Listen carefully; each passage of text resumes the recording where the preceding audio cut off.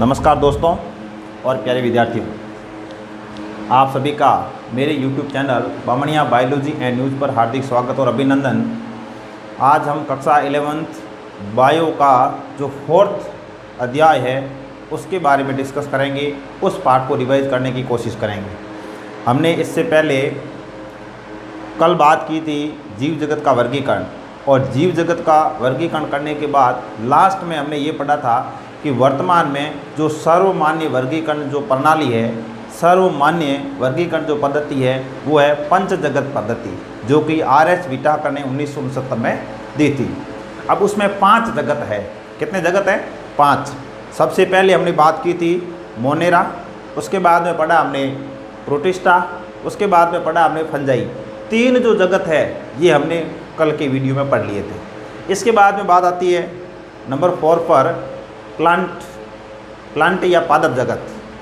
इसका अध्ययन हम बाद में करेंगे, और वैसे इस साल आपके सिलेबस से इस पार्ट को वो बाहर कर दिया गया है। तो आज हम डिस्कस कर रहे हैं जो 5 नंबर पर जो जगत है, इसको हम कहते हैं एनिमल किंगडम या जंतु जगत, या इसको हम प्राणी जगत भी कहते हैं। तो आज हम डिस्कस करेंगे प्राणी जगत के बारे में, एनिमल किंगडम।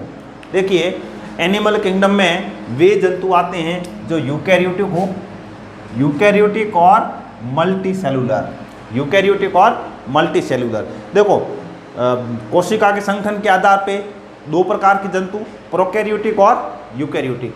तो प्रोकैरियोटिक का मतलब क्या है? प्रोकैरियोटिक मतलब है ऐसे जंतु जिनके जो कोशिकाएं होती है, कोशिकाओं के अंदर झिल्लीबद्ध कोशिका नहीं पाए जाते, केंद्र के चारों ओर केंद्रक झिल्ली भी नहीं पाई जाती है। मतलब आदि प्रकार की जो जीव है वो प्रोकैरियोटिक है। लेकिन ऐसे जीव जिनकी कोशिकाओं के अंदर झिल्लीबद्ध कोशिकाएं पाए जाते हैं और केंद्र के चारों ओर केंद्रक झिल्ली पाई जाती है, तो वे सब जो जीव होते हैं वो यूकैरियोटिक होती है। इसका मतलब ये जो प्राणी है या जंतु जगत है, इसमें सभी जीव है वो यूकैरियोटिक होते हैं और मल्टीसेलुलर होते हैं या बहुकोशिकीय होते हैं। हमने कल इस बात का भी जिक्र किया था कि एक कोशिकीय जो जंतु है, एक कोशिकीय जो प्राणी हैं, उनको किस में रखा गया है? प्रोटिस्टा के अंदर रखा गया है। एक कोशिकीय जो जंतु है, प्रोटिस्टा के अंदर एक अलग वर्ग प्रोटोजोआ, उसके अंदर उनको रखा गया है। तो इस जगत के अंदर या प्राणी जगत के अंदर हम यूकैरियोटिक और मल्टीसेलुलर जंतुओं का अध्ययन करते हैं। अब देखिए, एनिमल किंगडम या प्राणी जगत है वो अपने आप में बहुत बड़ा जगत है। इस जगत के अंदर जो जीव आते हैं, इन जीवों की संख्या बहुत ही अधिक है। मनुष्य भी इसी के अंदर आता है। हमारे आसपास हम जितने भी जंतु देखते हैं, जैसे गाय, भैंस, कुत्ता, बिल्ली, हाथी, खरगोश, शेर, चीता, मनुष्य, मतलब जो हम देख रहे हैं जंतु, मैक्सिमम जो जंतु है वो इस एनिमल किंगडम के अंदर आते हैं। तो इतने सारे जंतुओं का यदि हम अध्ययन करना है, इतने सारे जंतुओं का यदि हम अध्ययन करना है, तो हमें इसके लिए जो वर्गीकरण है, इसके विभिन्न प्रकार के आधार की जरूरत होती है। तो हम पहले बात करते हैं एनिमल किंगडम वर्गीकरण के आधार। हम किस किस आधार पर इन जंतुओं का आगे वर्गीकरण कर सकते हैं? सबसे पहले आता है संगठन के आधार पर। संगठन के आधार पर इन जंतुओं का संगठन कैसा है? तो संगठन के आधार पर इन जंतुओं को 4 भागों में बांटा जा सकता है। 4 भाग: कोशिकीय, ऐसे जंतु, ऐसे जीव, ऐसे जंतु जिनमें कोशिकाएं बिखरी हुई पाई जाती है। और इसका उदाहरण है स्पंज, जो कि पोरीफेरा में हम बात करेंगे। कोशिकाएं बिखरी हुई पाई जाती है। दूसरा है उत्तक प्रकार का संगठन। उत्तक प्रकार के संगठन में क्या होगा? जो बिखरी हुई कोशिकाएं, ये कोशिकाएं समूह बना लेती है, कोशिकाएं समूह में पाई जाती है, और कोशिकाओं का जो समूह होता है उसको उत्तक कहा जाता है। इसका उदाहरण है हाइड्रा, या हम सिलेंट्रेटा में इसको पढ़ेंगे। अंग, अब इनमें क्या होगा? विभिन्न प्रकार के उत्तक मिलकर अंगों का निर्माण कर लेंगे, और अंग प्रकार का संगठन पाया जाता है। कहने का मतलब इन जीवों के अंदर अंग पाए जाते हैं। उदाहरण है वो प्लेटीहेल्मिन्थेस और उदाहरण टेनिया। अंग तंत्र प्रकार का संगठन, इसमें अंग मिलकर किसका निर्माण करेंगे? अंग तंत्र का निर्माण करेंगे, जैसे पाचन तंत्र, श्वसन तंत्र, परिसंचरण तंत्र, इस तरह से। और इसका उदाहरण है एनेलिडा, संघ एनेलिडा, जिसका उदाहरण केंचुआ, एनेलिडा में केंचुआ आता है। इसके अंदर आएगा ऑर्थ्रोपोडा, ऑर्थ्रोपोडा का उदाहरण है वो तिलचट्टा होता है। अब इसी के अंदर यदि हम कोर्डेटा की बात करें तो मनुष्य भी उसमें आएगा। तो ये पहला जो वर्गीकरण का आधार हो गया संगठन। तो संगठन के आधार पर कितने 4 भागों में बांट सकते हैं, चारों की परिभाषा क्या है और उसके उदाहरण आगे। इसके बाद में बात करें परिसंचरण के आधार पर, परिसंचरण के आधार पर इसका है वो वर्गीकरण का आधार। अब परिसंचरण के आधार पर जंतुओं को 2 भागों में बांटा जाता है, खुला परिसंचरण तंत्र वाले जंतु और बंद परिसंचरण तंत्र वाले जंतु। खुले का मतलब क्या है, अब इनमें हृदय के द्वारा रुधिर का बहाव तो होगा, लेकिन कोई रुधिर वाहिनियां इनमें नहीं पाई जाती है। रुधिर है वो कोशिकाओं के अंदर, कोशिका के अंदर पाया जाएगा, और उसके अंदर जो कोशिकाएं हैं, जो ऊतक है, वो उस रुधिर के अंदर डूबे हुए रहते हैं। उदाहरण आर्थ्रोपोडा।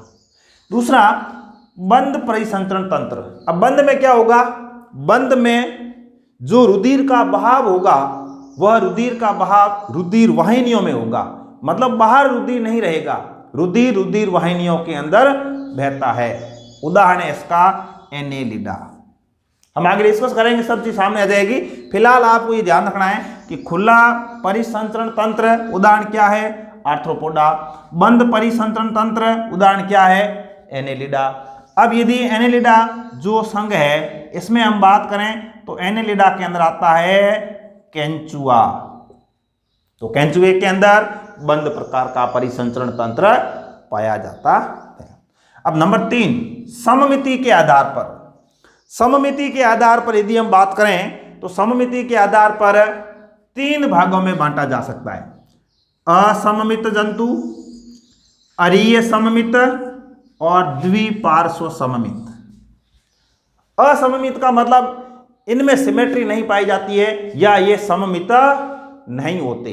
सममित का मतलब ये होता है कि कोई भी जीव है, कोई भी जंतु है, उसको यदि हम काटते हैं, काटने के बाद में क्या कंडीशन होती है, तो देखो असममित जो जंतु है उसमें क्या होगा, किसी भी केंद्रीय अक्ष से इन जीवों को 2 बराबर भागों में नहीं बांटा जा सकता, उसको हम कहेंगे असममित। क्लियर है, किसी भी केंद्रीय अक्ष के द्वारा यदि उस जीव को काटा जाए तो हम 2 बराबर भागों में नहीं बांट सकते। ऐसे जो जीव है वो असममित होते हैं और इसका उदाहरण है स्पंज या पोरीफेरा। इसके बाद बात करते हैं अरीय। अब अरीय में क्या होगा, अरीय के अंदर किसी भी केंद्रीय अक्ष के द्वारा इसे 2 बराबर भागों में बांटा जा सकता है, किसी भी केंद्रीय अक्ष के द्वारा। अब इसमें तो किसी भी केंद्रीय अक्ष के द्वारा 2 बराबर भागों में नहीं बांटा जा सकता, और इसमें क्या होगा, किसी भी अक्ष के द्वारा उस जंतु को 2 बराबर भागों में बांटा जा सकता है। तो सममिति कैसी, अरीय या रेडियल। इसका उदाहरण है सिलेंट्रेटा, सिलेंट्रेटा मतलब हाइड्रा। द्विपार्श्व सममित बहुत इंपॉर्टेंट है एग्जाम की दृष्टि से। इन जीवों में क्या होगा, एक ही ऐसी केंद्रीय अक्ष होती है जिससे उस जंतु को 2 बराबर भागों में बांटा जा सकता है, मतलब एक अक्ष होगी। जैसे मान लो मनुष्य की बात करें, यदि मनुष्य को हम 2 बराबर भागों में काटना चाहें तो एक अक्ष है मनुष्य में, यहां से शुरू करेंगे ऐसे, तो एक अक्ष ऐसी है जिसके द्वारा इस मनुष्य को 2 बराबर भागों में बांटा जा सकता है। तो ऐसे जो जंतु होते हैं वो द्विपार्श्व सममित होते हैं। इसका उदाहरण है जैसे आर्थ्रोपोडा, कोर्डेटा, और कोर्डेटा के अंदर ही मनुष्य आता है। जैसे गाय, भैंस, कुत्ता, बकरी, बिल्ली सब क्या है, कोर्डेटा में आते हैं। और इन जंतुओं को यदि हम 2 भागों में बांटते हैं तो केवल एक ही अक्ष ऐसा होता है जिसके द्वारा इन जंतुओं को 2 बराबर भागों में बांटा जा सकता है। इस तरह से ये हुआ सममिति। सममिति के बाद बात करें तो हम पढ़ेंगे कोरक संगठन। देखिए कोरक संगठन हम भ्रूणिकी में बात करते हैं। जब जंतु का निर्माण होता है तो शुक्राणु अंडाणु का मिलना होता है, निषेचन की क्रिया होती है, फिर उसमें कोशिका विभाजन होता है जिसको विदलन कहा जाता है। विदलन से कोरक खंडों का निर्माण होता है, फिर ब्लास्टुला, गैस्टुला, ये अवस्थाएं बनती है। धीरे धीरे करके उस जंतु का निर्माण होता है। तो अब इसमें क्या होगा, ब्लास्टुला के दौरान अब जब ये कंडीशन गैस्टुला में जाएगी उस समय उसके अंदर 2-3 प्रकार की लेयर बनती है, जिनको हम क्या कहते हैं, भ्रूणीय झिल्लियां कहते हैं या भ्रूणीय स्तर कहते हैं। अब ये जो भ्रूणीय स्तर है वो कितने बनते हैं, उस आधार पर हम कहेंगे कोरक प्रकार का संगठन। यदि ये स्तर है वो 2 बनते हैं तो उसको हम कहेंगे द्विकोरकी, और यदि 3 प्रकार की लेयर बढ़ती है तो इसको हम कहेंगे त्रिकोरकी। अब 2 जो कोरक बने तो द्विकोरकी, 2 कौन से, एक्टोडर्म और एंडोडर्म। इसमें कौन से हो जाएंगे, एक्टोडर्म, एंडोडर्म और मेसोडर्म। एक्टोडर्म का मतलब सबसे बाहर का लेयर, एंडोडर्म का मतलब सबसे अंदर की लेयर, और मेसोडर्म का मतलब है एक्टोडर्म और एंडोडर्म के बीच का मटेरियल, इसको हम कहेंगे मेसोडर्म। इसको ऐसे हिंदी में कह सकते हैं बाह्य जनन स्तर, अंतः जनन स्तर और मध्य जनन स्तर। तो 3 तरह के जनन स्तर है तो इसको हम त्रिकोरकी कहेंगे, और 2 प्रकार के जनन स्तर है तो इसको हम द्विकोरकी कहते हैं। अगला जो आधार है वो है सीलोम, प्रगुहा या सीलोम। गुहा पाई जाती है या नहीं। अब देखो गुहा भी कैसे, एक तो ये शरीर की जो बाहर की भित्ति है वो, इसके अलावा एक गुहा मुंह से लेकर गुदा तक बीच में सभी जीवों में पाई जाती है। इसके अलावा जो बाहर की भित्ति और जो आहार नाल, इसके बीच में यदि कहीं पर कोई गुहा पाई जाती है या नहीं, यदि पाई जाती है तो इनको हम कहेंगे प्रगुहीय। यदि गुहा पाई जाती है तो इनको प्रगुहीय कहा जाएगा, यदि नहीं पाई जाती है तो इनको अगुहीय कहा जाएगा, और यदि आभासी रूप से पाई जाती है, मतलब हमें दिखता है, हमें दिखाई देती है लेकिन एक्चुअल में नहीं पाई जाती है, तो इसको हम कहेंगे कूटगुहीय। इसको प्रगुहा को इंग्लिश में सीलोम कहा जाता है तो इसको सीलोमेट कहा जाता है, अगुहीय को एसीलोमेट कहा जाता है और इसको स्यूडोसीलोमेट कहा जाता है। उदाहरण इंपॉर्टेंट है, प्रगुहीय मतलब प्रगुहा पाई जाती है कॉर्डेटा, हेमिकॉर्डेटा, इकाइनोडर्मेटा, इनमें प्रगुहा पाई जाती है। इसका मतलब मनुष्य के अंदर प्रगुहा पाई जाती है तो मनुष्य प्रगुहीय जंतुओं के अंदर आता है। कूटगुहीय में ध्यान रखना, एक ही ऐसा संघ है एसके हेलमंथीज। एसके हेलमंथीज है वो कूटगुहीय होता है या स्यूडोसिलोमेट होता है। इसमें प्रगुहा नहीं पाई जाती है लेकिन हमें पाई जाती है ऐसा आभास होता है, ये याद रखना। इससे आद्य वाले जो है जैसे अगुहीय वो प्लेटी हेलमंथीज, अब इसमें प्रगुहा नहीं पाई जाती है, इसमें आभासी पाई जाती है और इनमें पाई जाती है। एग्जाम की दृष्टि से ये बहुत ही ज्यादा इंपॉर्टेंट रहेगा। अब देखिए खंडी भवन, जंतुओं के ऊपर खंड पाए जाते हैं। खंडी भवन यदि सतह के ऊपर है और अंदर नहीं है, मतलब बाहर से दिख रहा है या सतह के ऊपर है लेकिन अंदर तक नहीं है, तो इसको हम कहेंगे सतही खंडी भवन। क्या कहेंगे? सतही खंडी भवन। उदाहरण क्या है? टीनिया, और टीनिया कौन से संघ में आएगा? प्लेटी हेलमंथीज में आता है। और यदि वास्तव में बाहर से लेकर अंदर तक खंड पाए जाते हैं तो इसको हम कहेंगे वास्तविक खंडी भवन। उदाहरण एनेलिडा, आर्थ्रोपोडा और कॉर्डेटा, ये हो गया खंडी भवन। तो ये जितने भी वर्गीकरण के आधार है, इन आधारों पर आगे हम है वो जंतु जगत का क्या करेंगे? वर्गीकरण करेंगे। प्राणी जगत के आधार हमने पढ़े, उसके बाद में अब हम बात करेंगे कि जो हमने आधार पढ़े उस आधार पे जो जंतु जगत है इसको किस तरह से वर्गीकृत किया गया है। तो बहुत ही सुव्यवस्थित क्लासिफिकेशन ये फ्लो चार्ट है, इसको समझने की कोशिश करना। यदि ये फ्लो चार्ट आपको समझ में आ जाता है तो काफ़ी कुछ चीज़ें वो क्लियर हो जाती है। देखिए जो एनिमल्स है, जितने भी जंतु है, इन जंतुओं को मेनली 2 भागों में बांटा जाता है, नॉन कोर्डेटा और कोर्डेटा।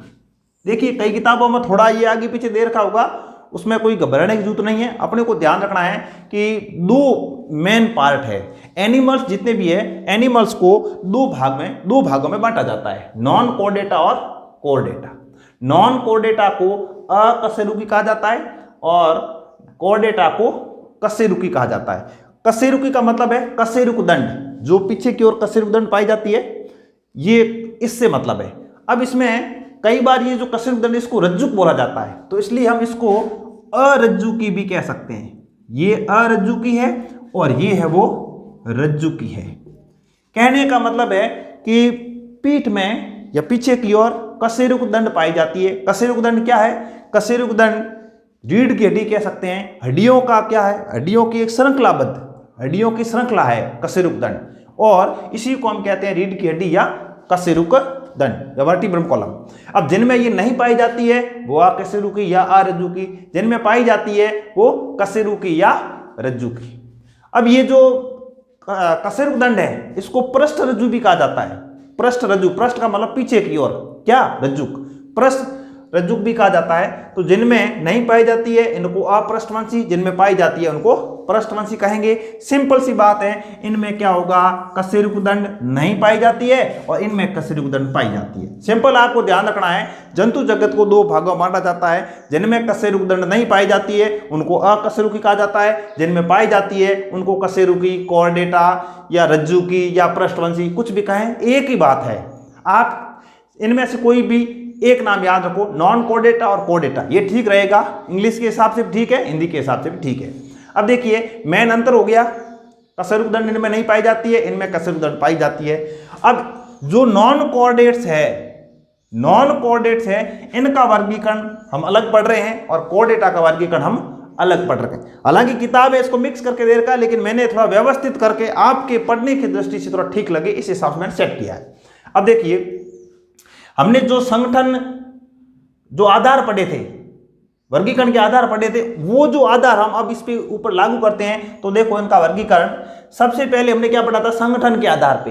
तो संगठन के आधार पे जो नॉन कोऑर्डिनेट्स है, संगठन के आधार पे इनको दो भागों में बांटा जाता है। एक तो वे जीव जिनमें संगठन कैसा पाया जाता है, कोशिका स्तर का पाया जाता है। संगठन कैसा पाया जाता है, कोशिका स्तर का पाया जाता है। अब कोशिका स्तर का संगठन पाया जाता है तो वह जो संघ है वो है पोरीफेरा। कौन सा संघ है? पोरीफेरा। अब एक तो हो गया कोशिका के आधार पर, बाकी जो बच गए वो संगठन कौन सा था? उत्तक हो सकता है, अंग हो सकता है, अंग तंत्र हो सकता है। तो बाकी वाले जंतु हो गए एक साइड में। हमने क्या किया, कोशिका वालों को अलग कर दिया, बाकी वाले जंतु सब एक साइड में आ गए। अब ये सब एक साइड में आ गए, लेकिन अब इन जंतुओं को सममिति के आधार पर अलग करते हैं। सममिति के आधार पर, अब सममिति के आधार पर अलग करते हैं तो सममिति है वो ये अरीय और ये द्विपार्श्व सममित। अब असममित की यहाँ कोई बात ही नहीं है, असममित तो यहाँ आ गए। यहाँ भाई सममिति कौन सी पाई जाती है? सममिति हमने पढ़ी तीन प्रकार की है, असममित, अरीय सममित और द्विपार्श्व सममित। अब अरीय सममित, असममित तो ये कोशिका वाले साथ ही आ गई। तो अब यहाँ पर अरीय और द्विपार्श्व के बारे में बात करेंगे। अरीय सममित अभी हमने बात की है। अरीय सममित में क्या होगा? अरीय सममित में कोई भी केंद्रीय अक्ष है उसके द्वारा जीव को दो भागों में बांटा जा सकता है। तो अरीय सममित में ये दो आते हैं संघ, सिलेंट्रेटा और टीनोफोरा। सिलेंट्रेटा और टीनोफोरा ये यहां जाएंगे। अब पीछे जो बच गए वो कैसे जंतु है? द्विपार्श्व सममित वाले। द्विपार्श्व सममित उत्तक, अंग, अंग तंत्र वाला इनका शरीर है।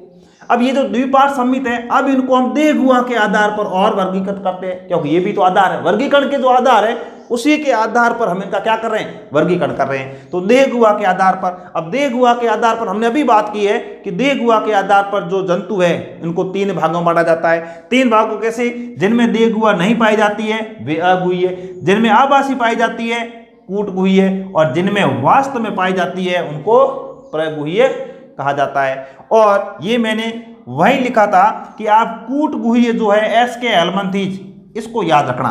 अगुह्य इससे पहले वाला वर्ग आ जाएगा, पहले वाला संघ आ जाएगा और इसके बाद वाले प्रगुह्य में आ जाएंगे। तो परीक्षा में आ जाए अगुह्य कौन सा संघ, तो उसमें आ जाएगा प्लेटिहेलमिंथी। जंतु का नाम पूछे तो इस संघ के अंदर जो जंतु आते हैं उसका देना है उदाहरण, जैसे टेनिया, सोलियम।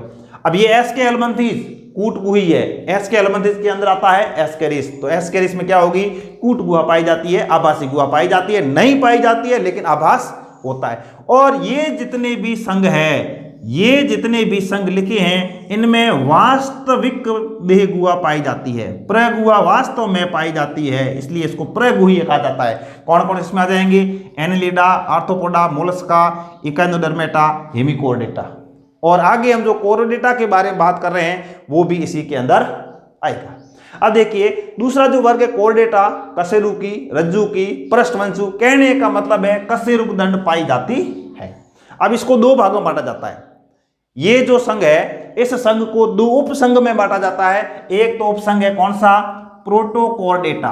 कौन सा है? प्रोटोकोर्डेटा। और दूसरा कौन सा है? सिफेलोकोर्डेटा। ध्यान रखना, कोर्डेटा को दो उपसंघों में बांटा जाता है, प्रोटोकोर्डेटा और वर्टिब्रेटा। प्रोटोकोर्डेटा और वर्टिब्रेटा। अब देखिए जो प्रोटोकोर्डेटा है इसको दो भागों में बांटा जाता है, यूरोकोर्डेटा और सिफेलोकोर्डेटा। तो आप इस 20 मिनट को सही कर देना कि जो कोर्डेटा है इसको दो भागों में बांटा जाता है, प्रोटोकोर्डेटा और वर्टिब्रेटा। अब प्रोटोकोर्डेटा को दो भागों में बांटा जाता है, यूरोकोर्डेटा और सिफेलोकोर्डेटा। अब आप यहां पर फिलहाल इनके एक एक दो उदाहरण याद रखो। यूरोकोर्डेटा के जो उदाहरण है वो है एसिडिया और सेल्पा, एसिडिया और सेल्पा। सिफेलोकोर्डेटा का उदाहरण है एम्फीऑक्सस, ब्रैंकियोस्टोमा या एम्फीऑक्सस। अब इंपॉर्टेंट कोर्डेटा की बात करेंगे तो वर्टिब्रेटा इंपॉर्टेंट। वर्टिब्रेटा का मतलब है वर्टिब्रम कॉलम, रीढ़ की हड्डी में वास्तव में पाई जाती है। अब देखिए इसको दो भागों में बांटा जाता है, अग्नेथोस्टोमेटा और ग्नेथोस्टोमेटा।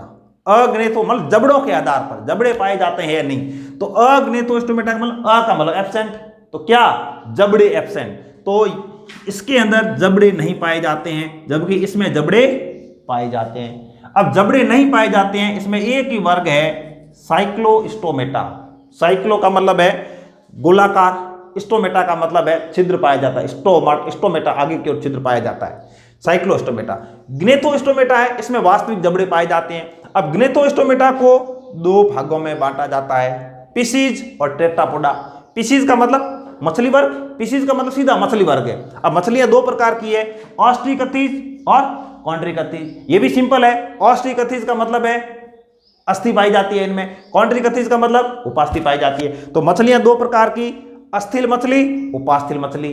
अस्थिल मछली किसे कहेंगे? जिसमें अस्थियां पाई जाती है, जिसका जो अंतःकंकाल है अस्थियों से मिलकर बना है, उसको हम कहेंगे ऑस्ट्रिकथीज या अस्थिल मछलियां। इसको हिंदी में कहेंगे अस्थिल मछलियां। इसको कॉन्ट्रिकथीज है, इसको हिंदी में कहेंगे उपास्थिल मछलियां। नाम से स्पष्ट है इनका जो अंतःकंकाल है वो उपास्थि से मिलकर बना होता है। तो इस तरह से ये कौन सा हो गया? पिसीज, जिसको हम कह सकते हैं मछली वर्ग। हिंदी में ऐसे बोल सकते हैं, मछली वर्ग। टेट्रापोडा, टेट्रापोडा का मतलब, टेट्रा का मतलब चार, पोडा का मतलब पैर, चार पैर वाले जंतु। अब इसमें सबसे पहले आता है मेंढक, तो मेंढक वर्ग इसको बोलेंगे मेंढक वर्ग। इसको बोलेंगे सरीसृप वर्ग या सर्प वर्ग। इसको बोलेंगे पक्षी वर्ग। इसको बोलेंगे स्तनधारी वर्ग। अब यदि इसी की इंग्लिश में देखें तो मेंढक जो है इसको एम्फीबियन कहा जाता है, तो ये एम्फीबिया वर्ग है। सरीसृप इसको रेप्टिलिया कहा जाता है, रेप्टाइल्स कहा जाता है। पक्षी इनको एवीज कहा जाता है। स्तनधारी को मेमेलिया कहा जाता है। अब इनके स्पेशल लक्षण की बात करें तो मेंढक जिसको एम्फीबिया या उभयचर कहा जाता है, उभय, उभय का मतलब दो, चर का मतलब दो आवास। अब दो आवास कौन से? जल और थल। मेंढक है वो जल में पाया जाता है और स्थल पर भी पाया जाता है। अब सरीसृप, सरीसृप में आएंगे, इसको रेप्टाइल्स कहा जाता है। सर्प वर्ग इसको कहा जाता है, इसमें रेंग कर चलने वाले जंतु है वो इसमें रखे गए हैं। अब पक्षी वर्ग या एवीज, अब इसका स्पेशल लक्षण क्या है? उड़ने वाले जितने भी जंतु है वो इसमें आएंगे। पक्षी या एवीज के अंदर उड़ने वाले पक्षी सब इसमें आएंगे। स्तनधारी मैमल्स या मेमेलिया, स्तनधारी में क्या होगा? ऐसे जंतु जिनमें अपने बच्चों को दूध पिलाने के लिए स्तन ग्रंथियां पाई जाती है, इसलिए स्तन ग्रंथियां पाई जाती है, इस वजह से इसको स्तनधारी या मेमेलिया कहा जाता है। तो देखिए इस तरह से जो एनिमल्स है इनका वर्गीकरण हमने दो भागों में किया, नॉन कोर्डेटा और कोर्डेटा।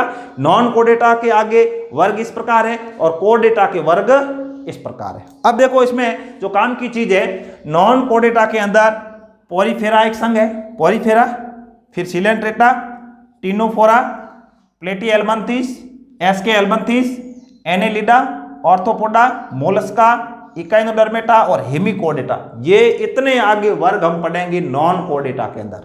कितने हो गए? 1 2 3 4 5 6 7 8 9 और 10। इसका मतलब जो नॉन कोडेटा है इसके अंदर कितने संघ है? 10।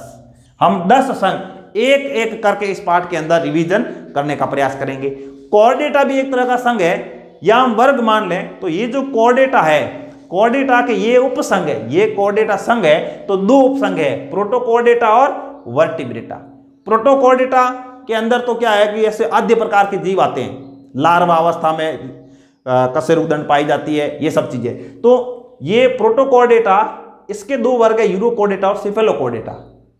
बस इसको इतना ही याद रखना है। इसके बाद में इंपॉर्टेंट वर्टिब्रेटा रहेगा। वर्टिब्रेटा को दो भागों में बांटा जाता है, अग्नेथोस्टोमेटा और ग्नेथोस्टोमेटा। अब यदि वर्टिब्रेटा में ये इतना नहीं करें तो हम सीधा ही कह सकते हैं कि वर्टिब्रेटा में कितने वर्ग हैं? 5 वर्ग हैं। कौन से 5 हैं? मछली वर्ग, मेंढक वर्ग, सरीसृप वर्ग, पक्षी वर्ग और स्तनधारी वर्ग। तो हम कह सकते हैं कि जो कोऑर्डिनेटा है इसमें 5 वर्ग हैं। कौन कौन से? मछली वर्ग, मेंढक वर्ग, सर्प वर्ग, पक्षी वर्ग और स्तनधारी वर्ग। ये किसके वर्ग है? कोऑर्डिनेटा के वर्ग है। इंपॉर्टेंट बात यह है कि जो कोऑर्डिनेटा है इसमें 5 वर्ग है, मछली, मेंढक, सर्प, पक्षी और स्तनधारी। मछली का मतलब ये पूरी तरह से पानी में पाई जाती है। मेंढक का मतलब पानी में पाया जाता है, स्थल पर भी पाया जाता है। सर्प का मतलब रेंग कर चलते हैं। पक्षियों का मतलब उड़ने वाले हैं। और मैमेलिया या स्तनधारी का मतलब इनमें स्तन ग्रंथियां पाई जाती है। नॉन कोऑर्डिनेटा का भी जो वर्गीकरण हमने बात की है तो इसमें कितने संघ है? 10। कौन कौन से हैं? पोरीफेरा, सिलेंट्रेटा जिसका दूसरा नाम निडेरिया भी है, Ctenophora, Platyhelminthes, Aschelminthes, Annelida, Arthropoda, Mollusca, Echinodermata और हेमिकोडेटा। इस तरह से ये जो 10 संघ है जिसका हमें नाम है वो क्रम वाइज याद होना चाहिए। क्रम वाइज याद होना क्यों जरूरी है? क्योंकि ये इस तरह से यदि हम आगे बढ़ेंगे वैसे वैसे हम कहेंगे कि जीवों का क्या हो रहा है? विकास हो रहा है। इसका मतलब सिलेंट्रेटा जो जीव है वो पोरीफेरा से विकसित है। इससे विकसित ये टीनोफोरा से विकसित प्लेटीहेल्मिन्थेस, प्लेटीहेल्मिन्थेस से विकसित एस्केहेल्मिन्थेस। इस तरह से विकास के बढ़ते क्रम में ये जंतु है या ये संघ है। इस वजह से ये सभी हमें नाम है वो इस क्रम से याद करने हैं। तो नंबर 1 पोरीफेरा, सिलेंट्रेटा, फिर सिलेंट्रेटा के बाद में Ctenophora, Platyhelminthes, Aschelminthes, Annelida, Arthropoda, Mollusca, Echinodermata और हेमिकोडेटा।